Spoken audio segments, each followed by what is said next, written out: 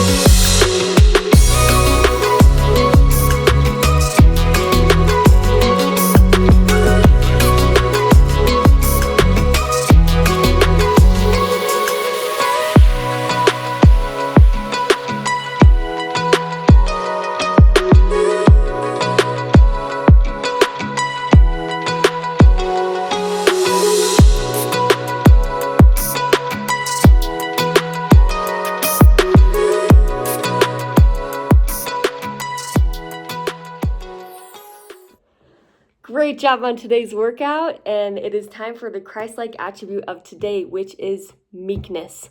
Meekness is an incredible one. It is something that is not talked about much and I think is often misunderstood. So, meekness, I wrote down some definitions of meekness. It is strength under control. That is awesome. Like, just that alone is like, we all need that more. It's being gentle and a humble demeanor, does not retaliate even when provoked, and trusts God's timing and patience. Jesus Christ is the greatest example of all of these things, and you can especially see it when he is being questioned and interrogated at the end of his life, before he's being crucified, and he answered them nothing. He knew who he was patient, he knew who he was submitting to was God and not to the authorities of the day. And he had a strength under control. He could command that all these chariots would come down at a moment's notice, and yet he did not. He bridled his power to be able to accomplish the work that God had given him to do in the salvation of all of us. And I want to share a tender and pretty personal story about this. I have a cousin who passed away a couple of years ago, and I was given the opportunity to ride in the car with her husband and their 4 kids, all under the age of 8, and the youngest was 8 weeks old when his mom died. I had the opportunity to go and help with the kids riding in the car on the way from the viewing to the burial site. And I saw the most incredible display of meekness that I think I've ever seen in my life. The husband of my cousin, that whole time, the whole viewing and everything was just so good, just strong and so kind and so gentle to his kids, when it would have been so easy to snap or to... There's so many things that go into grief, but he just had strength under control.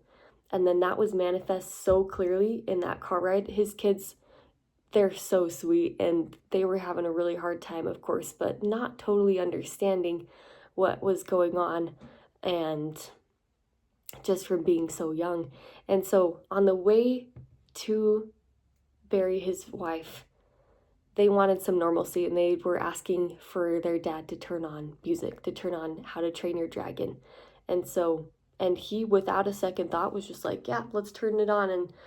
And so on the way to go and bury his wife, he was listening to How to Train Your Dragon songs, like something for his kids, something that they could feel normalcy, that I'm sure did not help him at the moment, but he wasn't thinking about him, he was thinking about them.